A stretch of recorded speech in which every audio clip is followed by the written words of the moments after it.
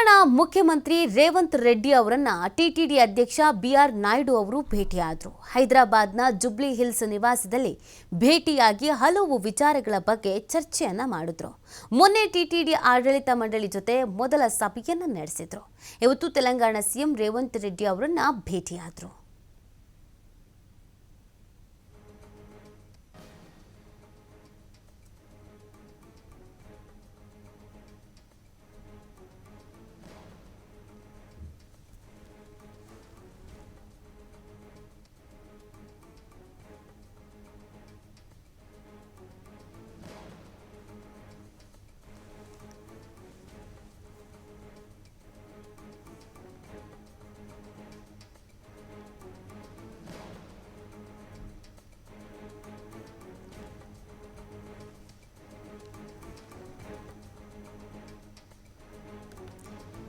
ತೆಲಂಗಾಣ ಮುಖ್ಯಮಂತ್ರಿ ರೇವಂತ್ ರೆಡ್ಡಿ ಅವರನ್ನು ಟಿಟಿಡಿ ಅಧ್ಯಕ್ಷ ಬಿಆರ್ ನಾಯ್ಡು ಅವರು ಭೇಟಿಯಾಗಿದ್ದಾರೆ. ಹೈದರಾಬಾದ್ನ ಜುಬ್ಲಿ ಹಿಲ್ಸ್ ನಿವಾಸದಲ್ಲಿ ಭೇಟಿಯಾಗಿದ್ದಾರೆ. ಈ ಸಂದರ್ಭದಲ್ಲಿ ಹಲವು ವಿಚಾರಗಳ ಬಗ್ಗೆ ಚರ್ಚೆಯನ್ನು ಕೂಡ ಮಾಡಿದ್ದಾರೆ.